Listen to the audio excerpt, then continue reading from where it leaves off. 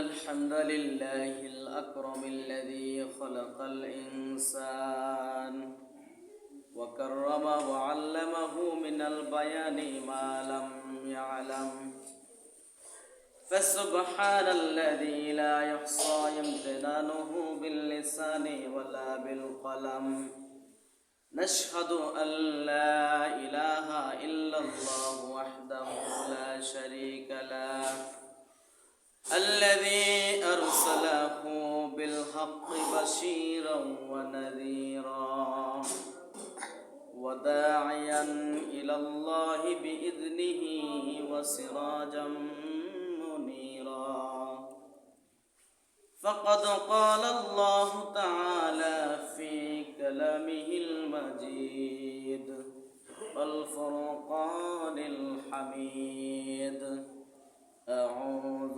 بالله من الشيطان الرجيم بسم الله الرحمن الرحيم كتب عليكم الصيام كما كتب على الذين من قبلكم لعلكم تتقون وقال النبي صلى الله عليه وسلم من أحب سنتي فقد أحبني ومن أحبني كان معي في الجنة وقال تعالى في شان حبيبه إن الله وملائكته يصلون على النبي يا أيها الذين آمنوا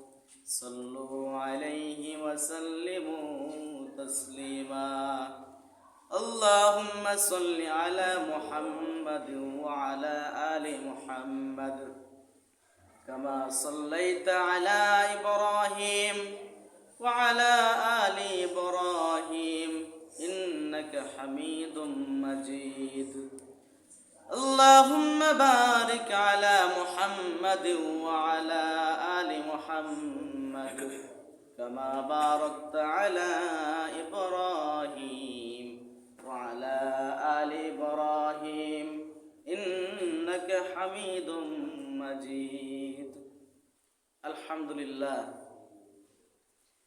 শুকরিয়া আদায় করছি সেই রব্বে কারিমের যিনি আমাদেরকে সুস্থ রেখেছেন এবং মসজিদে আসার জন্য তৌফিক দিয়েছেন।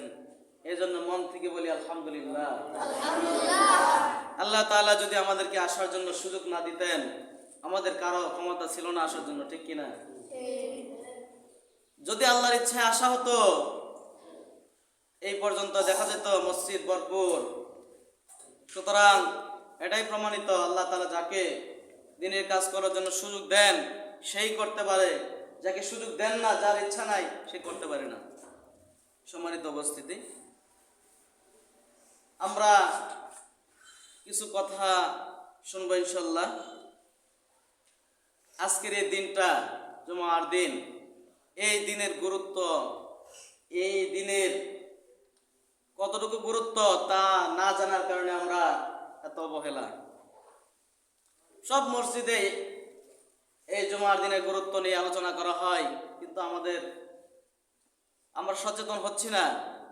এই জুমার দিনের কয়েকটি গুরুত্ব আপনাদের সামনে তুলে ধরার জন্য চেষ্টা করবো ইনশাআল্লাহ বিমাশিয়াতিল্লাহি তাআলা ওয়া বিফাদলিল্লাহ। এই জুমার দিনের অনেক গুরুত্ব। রাসূল সাল্লাল্লাহু আলাইহি ওয়াসাল্লাম হাদিসে সুন্দরভাবে বর্ণনা করেন, এই আকাশের নিচে জমিনের উপরে যত দিন পর্যন্ত চন্দ্র উদিত হবে, সূর্য উদিত হবে, সূর্য সূর্যাস্ত হয়ে যাবে, এই যে পৃথিবীর হায়াত যতদিন এবং পৃথিবীর মধ্যে যা কিছু আছে এর সব কিছুর চাইতে, সব দিনগুলোর চাইতে সর্বশ্রেষ্ঠ দিন হলো এই জুমার দিন। সুবহানাল্লাহ।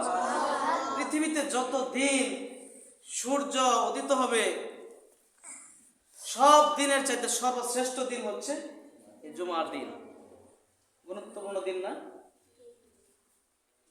শুধু তাই নাই, এই দিনের অনেক গুরুত্ব রয়েছে। রব্বে কারিম এই জুমার দিনকে স্পেশালি করে আমাদের জন্য দিয়েছেন।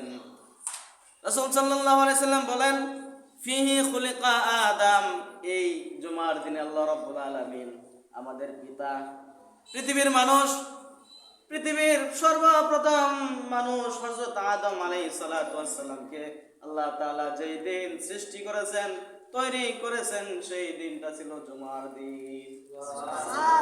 আমরা আমাদের ইতিহাস ভুলে গেছি, যার কারণে এত গাফেল। যার থেকে আমার আপনার সূচনা, যার থেকে আমি আপনি সৃষ্টি হয়েছি, সেই আমাদের পিতাকে এই জুমার দিনে সৃষ্টি করা হয়েছে। শুধু তাই নয়, অফিহি উদখিলাল জান্নাহ, আল্লাহ রাব্বুল আলামিন হযরত আদম আলাইহিস সালাতু ওয়াস সালামকে যেদিন জান্নাতের ভিতরে প্রবেশ করালেন, সেই দিনটাও ছিল জুমার দিন। শুধু তাই নয়, রব্বে কারীম ফিহি উখরিজা মিনহা, যেদিন আল্লাহ রাব্বুল আলামিন হযরত আদম আলাইহিস সালাতু ওয়াস সালামকে জান্নাত থেকে এই পৃথিবীতে আগমন করালেন, জান্নাত থেকে বের করে দিলেন, সেই দিনটাও ছিল জুমার দিন।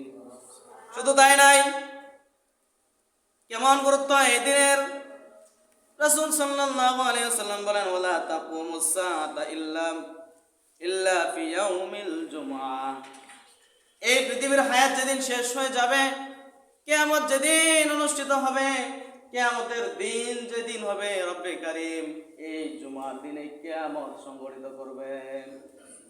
তার মানে বোঝা যায় আজকে তো কিয়ামত হয়ে যেতে পারতো। সম্মানিত উপস্থিতি, এমন গুরুত্বপূর্ণ ইম্পর্টেন্স ডে এমুল জুমআ, জুমার দিন।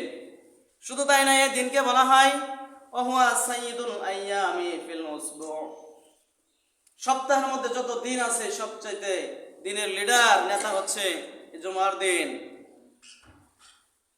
শুধু তাই নাই, এই জুমার দিন কেমন দিন, এই জুমার দিন যাদের সামর্থ্য নাই, হজ করার মতো সামর্থ্য নাই, সামর্থ্য যাদের হজ করার মতো সামর্থ্য যাদের নাই, এই সেই গরিব মিসকিনদের জন্য আজকে হচ্ছে ঈদের দিন। সুবহানাল্লাহ, হজের দিন। সম্মানিত উপস্থিতি, এই জুমার দিন, এই দিনকে বলা হয় ইয়ামুল মাগফিরা, ক্ষমার দিন, ইয়ামুল বারাকা, বরকতের দিন, ইয়ামুর রহমা, রহমতের দিন। এমন গুরুত্বপূর্ণ দিন হচ্ছে জুমার দিন। শুধু তাই নাই, বুখারী শরীফের হাদিস, রাসূল সাল্লাল্লাহু আলাইহি ওয়াসাল্লাম সুন্দরভাবে বলে দিয়েছেন, এই জুমার দিনে এমন একটা সময় আছে, বিশেষ স্পেশাল টাইম আছে, যে সময়ে আপনার মন যা চাইবে, যে দোয়া করবেন, আল্লাহ রাব্বুল আলামিন তার সাথে সাথে কবুল করে নেবেন। জানার দরকার আছে কিনা? দরকার আছে না? কেন দরকার আছে? দুনিয়ার মানুষের কাছে চাইলে মানুষ বিরক্ত হয়। আজকে আপনার কাছে কোনো কিছু চাইলাম, কালকে আপনার কাছে চাওয়া যাবে না। এমনকি আপনার কাছে সবকিছু চাইতেও আমার লজ্জা হয়। দুনিয়ার মানুষের কাছে সবকিছু চাওয়া যায়? চাওয়া যায় না। কিন্তু আল্লাহ তাআলা বলছেন, উদউনি আস্তাজিব লাকুম, আমাকে ডাকো, আমার কাছে চাও, আমি তোমাদেরকে দেব। সম্মানিত উপস্থিতি, বুখারী শরীফের হাদিসে রাসূল সাল্লাল্লাহু আলাইহি ওয়াসাল্লাম সুন্দরভাবে বলেছেন, জুমার দিনে এমন একটা সময় আছে, যে সময়ে আল্লাহ রাব্বুল আলামিনের কাছে যাই চাইবেন আল্লাহ তাআলা তা দিবেন। এটা পরে বলি নাকি? আচ্ছা, এই অপশনটা থাক। এটা কোন সময়, এটা একটু পরেই বলি নাকি? এই সময়টা হচ্ছে, এই সময়ের ব্যাপারে দুইটা মত আছে। যখন ইমাম সাহেব এই মিম্বারে বসেন, যে আলোচনা করেন, এই মিম্বারে বসা থেকে নামাজ শেষ হওয়ার আগ পর্যন্ত এই সময় আল্লাহ তাআলার কাছে যা চাইবেন আল্লাহ তাআলা সব দিয়ে দিবেন। সুবহানাল্লাহ। আর যেসব ভাইয়েরা মনে করেন আমি যাব সবার শেষে, চলে আসবো সবার আগে, তারা কি এটা পাবেন? কথা আমার নয়, আমি ছোট মানুষ, আমার কথা নয়। রাসূল সাল্লাল্লাহু আলাইহি সাল্লাম বলছেন, হাদিস গ্রন্থের মধ্যে বিশুদ্ধতম হাদিস গ্রন্থ হচ্ছে বুখারী শরীফ। রাসূল সাল্লাল্লাহু আলাইহি সাল্লাম বলছেন, জুমার দিনের এমন বিশেষ সময় আছে, এই সময়টার টাইম কি বেশি, যখন ইমাম সাহেব মিম্বারে বসে কথা বলেন এবং নামাজ নামাজ শেষ হওয়ার আগ পর্যন্ত, এই শেষ হওয়া পর্যন্ত এই সময়ে আল্লাহ তাআলার কাছে যা চাইবেন আল্লাহ তাআলা তাই দিয়ে দিবেন। সুবহানাল্লাহ। রাসূল সাল্লাল্লাহু আলাইহি ওয়াসাল্লাম বলেন এই সময়টা অন্য সময় হতে পারে। রাসূল সাল্লাল্লাহু আলাইহি ওয়াসাল্লাম বলেন এই সময়টা আসর থেকে মাগরিবের সময়ের মধ্যবর্তী হতে পারে। জুমার দিনের আসরের পর থেকে মাগরিবের আগ পর্যন্ত এই সময়টা হতে পারে। আপনি এই সময় আল্লাহ তাআলার কাছে যা চাইবেন আল্লাহ তাআলা তা দিতে প্রস্তুত। সুবহানাল্লাহ। অথচ আমরা সেই জুমার দিন, এই দিন নানান কাজে ব্যস্ত, দাওয়াত এই দিন আনন্দ ফুর্তির দিন, এই দিন আড্ডা মারার দিন, এরকম আমরা পরিণত করছি। অথচ রাসূল সাল্লাল্লাহু আলাইহি ওয়াসাল্লাম বলছেন জুমার দিনে এমন সময় আল্লাহ তাআলার কাছে যা চাওয়া হয় আল্লাহ তাআলা দেওয়ার জন্য প্রস্তুত। এই সময়ে জিকির আজকার করবেন, সম্ভব হলে জান্নাতে আল্লাহ তাআলার কাছে চোখের পানি ফেলেন। অনেক কিছু আমরা দুনিয়া মানুষের কাছে চাইতে পারি না, অনেক কিছু আমাদের দরকার। আল্লাহ তাআলার কাছে চাবেন, আল্লাহ তাআলা আপনাদের আশা পূরণ করে দিবেন। সুবহানাল্লাহ। সম্মানিত উপস্থিতি, এমন গুরুত্বপূর্ণ দিন হচ্ছে এই জুমার দিন। সম্মানিত উপস্থিতি, আল্লাহ তাআলার বিশেষ মাস, রহমত বরকত মাগফিরাতের মাস, রমজান মাস আমাদের মাঝে চলতেছে। এই মাসের পুরস্কার কি? এই মাসের রোজা রাখলে কি পুরস্কার হবে? এই বিষয়ে কিছু কথা বলার জন্য চেষ্টা করব। এই মাসের অনেক গুরুত্ব। আল্লাহ তাআলা এই মাসের নাম সরাসরি কোরআনে কোট করে দিয়েছেন। সুবহানাল্লাহ। আল্লাহ তাআলা বলেন শাহরু রমাদানাল্লাযী উনজিলা ফীহিল কুরআন হুদাল লিন-নাসি ওয়া বায়িনাতিম মিনাল হুদা ওয়াল ফুরকান। রব্বুল আলামিন বলেন এই রমজান মাসে, এই মাসে আমি কোরআন অবতীর্ণ করেছি। কেন করেছি? হুদাল লিন-নাস, এটা মানুষের জন্য হেদায়েত, এটা মানুষের জন্য পথ নির্দেশক, কোন পথে আপনি চলবেন, কোন নিয়মে চলবেন। শুধু তাই নয়, ওয়া বায়িনাতিম মিনাল হুদা ওয়াল ফুরকান, কোনটা সত্য এবং কোনটা মিথ্যা এর মধ্যে পার্থক্য করে দিবেন তার নাম হলেন কোরআনুল কারীম। এই কোরআনুল কারীম এই মাসে আল্লাহ তাআলা নাযিল করেছেন। এই মাসের 10টি সম্মাননা পুরস্কার আল্লাহ তাআলা আমাদেরকে দিবেন। এক নাম্বার হচ্ছে এই মাসে যে ব্যক্তি রোজা রাখবেন আল্লাহ তাআলাকে খুশি করার জন্য ঈমান অবস্থায়, সওয়াবের আশায় যে ব্যক্তি রোজা রাখবেন, রাসূল সাল্লাল্লাহু আলাইহি ওয়াসাল্লাম বলেন মান সামা ঈমানান ওয়া ইহতিসাবান গুফিরা লাহু মা তাকদ্দামা মিন যামবিস। রাসূল সাল্লাল্লাহু আলাইহি ওয়াসাল্লাম বলেন মান সামা, যে ব্যক্তি রোজা রাখলো, ঈমানান ঈমানের সাথে মুমিন অবস্থায়, ওয়া ইহতিসাবান সে আশা করে আমি সওয়াব পাবো। রাসূল বলেন এই দুইটা কন্ডিশন নিয়ে যে ব্যক্তি এই রমজান মাসে রোজা রাখবে আল্লাহ তাআলা বলছেন সকল গুনাহ তার মাফ করে দিবেন। সুবহানাল্লাহ। শুধু তাই নাই, কোন ব্যক্তি যদি একটা মাত্র রোজা রাখে আর সেই ব্যক্তি যদি মারা যায়, রাসূল সাল্লাল্লাহু আলাইহি ওয়াসাল্লাম বলেন সেই ব্যক্তিকে আল্লাহ রাব্বুল আলামিন জান্নাতের অংশীদার বানিয়ে দিবেন। এই মাসের কেমন গুরুত্ব? রাসূল সাল্লাল্লাহু আলাইহি ওয়াসাল্লাম এই মাস সম্পর্কে বিভিন্ন গুরুত্বের বিভিন্ন হাদিস তুলে ধরছেন। এই মাসের পুরস্কার আল্লাহ তাআলা নিজেই দান করবেন। আল্লাহ তাআলা বলছেন আসিয়ামু লি ওয়া আনা আজজি বিহি, এই রোজা বান্দা আমার জন্য রাখে, এর পুরস্কার আমি নিজে হাতে দেব। আচ্ছা, কোন দুনিয়ার হাইসিয়তে যদি বলে, কোন এমপি মন্ত্রী যদি বলে এই রহিম আব্দুল করিম পানপরের আল্লাহর বান্দা, এত টেনশন কিসের, যা দেওয়ার আমি দেবো, নিজে হাতে দেব, ওই বান্দার কি খুশ থাকতে পারে? এমপি মন্ত্রী দিলে তো অল্প কিছু দিবে না, বেশি কিছু দিবে।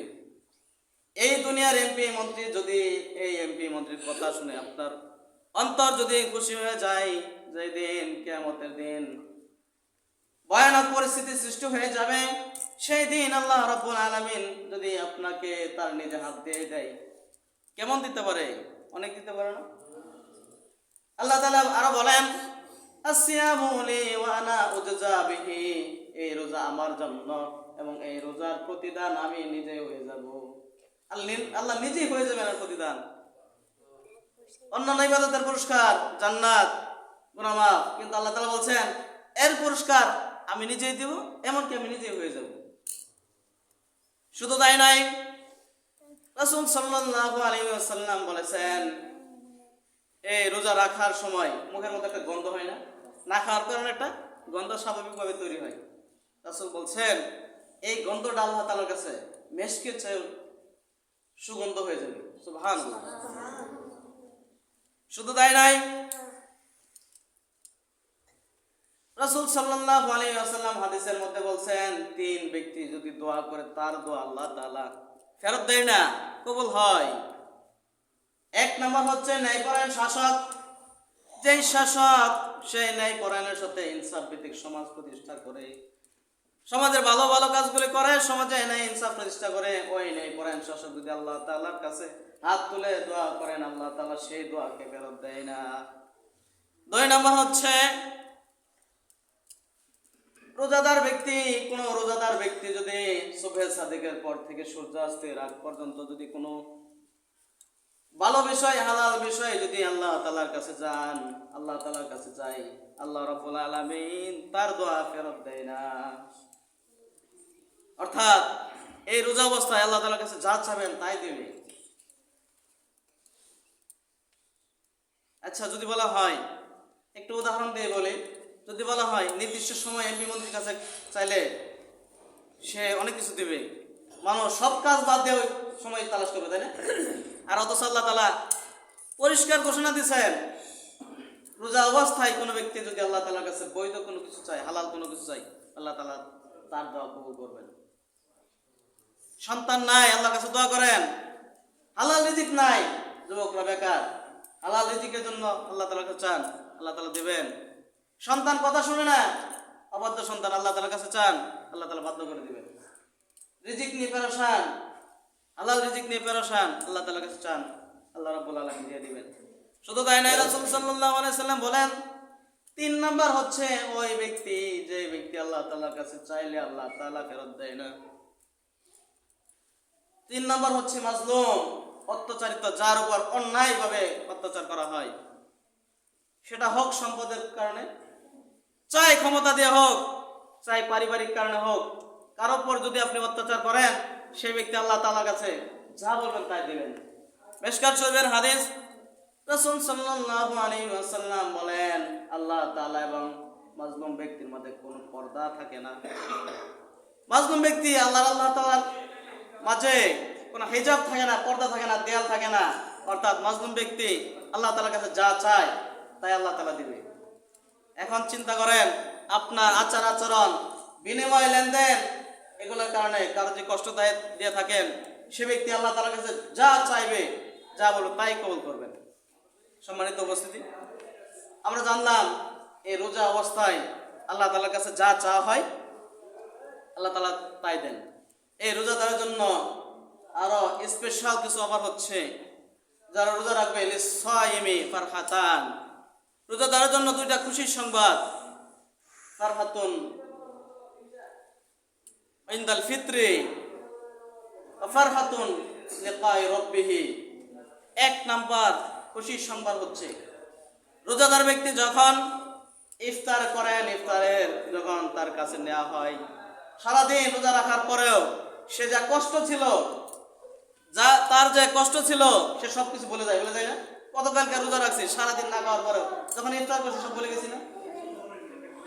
দুই নাম্বার হচ্ছে ঈদুল ফিতরের দিন রোজাদার ব্যক্তি যখন ঈদের নামাজের জায়গায় যায়, সে তার মনে একটা আনন্দ থাকে, তাই না? শুধু তাই নয়, রাসূল সাল্লাল্লাহু আলাইহি ওয়াসাল্লাম বলছেন ওয়াফারহাতুন লিকাই রাব্বিহি, কিয়ামতের দিন আল্লাহ রাব্বুল আলামিন সেই রোজাদার ব্যক্তির সামনে এমন ভাবে আসবেন, অর্থাৎ বোঝা গেল আমরা চন্দ্রকে যেভাবে দেখি, চাঁদকে যেভাবে দেখি, সূর্যকে যেভাবে দেখি, রোজাদার ব্যক্তি সেই দিন আল্লাহ তাআলাকে এমন সরাসরি স্পষ্ট দেখতে পাবেন। সুবহানাল্লাহ। আল্লাহ তাআলা অন্য কোনো আমলের ক্ষেত্রে বলেন নাই যে আমার সাথে সাক্ষাৎ হবে। আল্লাহ তাআলা বলছেন স্পেশালি যে ব্যক্তি আল্লাহ তাআলার রোজা রাখবে, আল্লাহ তাআলা কিয়ামতের দিন আল্লাহ তাআলাকে দেখতে পাবে। সম্মানিত উপস্থিতি, এই রোজার অনেক বৈশিষ্ট্য আছে, এই রোজার অনেক সম্মাননা পুরস্কার। শুধু তাই নাই, এই রোজাদারের জন্য বিশেষ নিয়ামত আল্লাহ তাআলা রেখে দিয়েছেন। জান্নাতের মধ্যে একটা স্পেশালি গেট থাকবে যার নাম হলো রায়্যান। রোজাদার ব্যক্তি রায়্যান নামক জান্নাত দরজা দিয়ে জান্নাতে প্রবেশ করবে। শুধু তাই নাই, সেই রোজাদার ব্যক্তি রায়্যান নামক জান্নাতে প্রবেশ করার পরে আল্লাহ তাআলা স্পেশালি তাকে খাবারের ব্যবস্থা করে দিবেন। রোজার গুরুত্ব আছে কিনা? শুধু তাই নাই, 9 নাম্বার সম্মাননা পুরস্কার হবে যে ব্যক্তি আল্লাহ তাআলার জন্য, একমাত্র আল্লাহ তাআলাকে খুশি করার জন্য যে ব্যক্তি রোজা রাখবে, আল্লাহ তাআলাকে শাহাদাতের মর্যাদা দেবেন। সুবহানাল্লাহ। শুধু তাই নাই, রোজাদাররা জান্নাতে একা একা থাকবে না, আল্লাহ তাআলার নিয়ামত প্রাপ্ত বান্দাদের সাথে রোজাদারদের আল্লাহ ব্যবস্থা করে দিবেন। নিয়ামত প্রাপ্ত বান্দা কারা? মান নবীন ওয়াস সিদ্দিকিন ওয়াস শুহাদাই ওয়াস সালিহিন। আল্লাহ রাব্বুল আলামিন যারা রোজা রাখবে তাদের জন্য নবীদের সাথে, শহীদদের সাথে, সিদ্দিকিনদের সাথে, সালিহিনদের সাথে আল্লাহ তাআলা জান্নাতের ব্যবস্থা করে দিবেন। সুবহানাল্লাহ। 10 নম্বর হচ্ছে এই এত কষ্টের পরেও যে ব্যক্তি রোজা রাখবে আল্লাহ তাআলার জন্য স্পেশালি জান্নাত দিয়ে দিবেন। সুবহানাল্লাহ। আল্লাহ তাআলা এই জান্নাত দেওয়ার জন্য উপযোগী করে তোলার জন্য রমজান মাস দিয়েছেন। আল্লাহ তাআলা বলেন কুতিবা আলাইকুমুস সিয়াম কামা কুতিবা আলাল্লাযিনা মিন ক্বাবলিকুম লাআল্লাকুম তাত্তাকুন। কুতিবা আলাইকুমুস সিয়াম, তোমাদের উপর রমজানের রোজা ফরজ করা হয়েছে। আল্লাহ তাআলা ফরিদা বলেন না, আল্লাহ তাআলা কুতিবা লিখে দিয়েছেন, লিখে দলিল করে দিয়েছেন। আলাইকুমুস সিয়াম, তোমাদের রমজানের রোজা আবশ্যক করে দেওয়া হয়েছে। শুধু তাই নয়, তোমাদের পূর্ববর্তী যারা ছিল তাদের উপর এই রোজা ছিল। কেন করা হয়েছে? লাআল্লাকুম তাত্তাকুন, যেন তোমরা তাকওয়াবান হতে পারো, যেন তোমরা পরহেজগারিতা অর্জন করতে পারো। এখন প্রশ্ন হচ্ছে তাকওয়া কি? তাকওয়া শব্দের অর্থ হচ্ছে ভয়, খাশিয়াতুন শব্দের অর্থ হচ্ছে ভয়, খাউফুন শব্দের অর্থ হচ্ছে ভয়। সবগুলোর অর্থ ভয়। মানুষ শিক্ষককে দেখে ভয় করে, কুকুরকে দেখে ভয় করে, ক্ষমতাবান ব্যক্তিকে দেখে ভয় করে, কিন্তু শিক্ষককে যে ভয় করে কুকুরের দেখা ভয় কে? আল্লাহ তাআলা এই ভয়ের মধ্যে বিভিন্ন প্রকার আছেন। এই তাকওয়ার মুফাসসিরিন কেরাম ব্যাখ্যা দিয়েছেন, একটা চিকন রাস্তা, আমাদের গ্রামের ভাষায় যেটাকে বলে ক্ষেতের বাতর, যেটাকে বলে আইল, যেটাকে বলে, এই আইলের দুই পাশে যদি কাটা থাকে আপনি কিভাবে যাবেন? নিজেকে খুব ছোট করে আটাশত করে না? তদ্রূপভাবে তাকওয়া হচ্ছে সমাজের রন্ধ্রে রন্ধ্রে বিভিন্ন অপকর্ম, খারাপ কাজ, পাপ কাজের কাজ চলতে থাকবে, সেইখানে আপনাকে গুছিয়ে চলার নাম হচ্ছে তাকওয়া। সম্মানিত উপস্থিতি, কিছু কথা বললাম। আল্লাহ তাআলা আমাদেরকে কথাগুলো আমল করার মতো তৌফিক দান করুন। আমিন। ওয়া আখিরু দাওয়ানা আলহামদুলিল্লাহি রাব্বিল আলামিন। যারা সুন্নত পড়েন নাই, সুন্নতের জন্য সুযোগ দেওয়া হবে।